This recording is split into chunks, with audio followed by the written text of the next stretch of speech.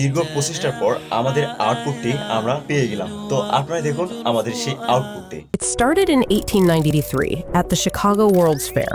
An engineer named Whitcomb Judson introduced his Clasp locker, a strange contraption of hooks and eyes meant for boots.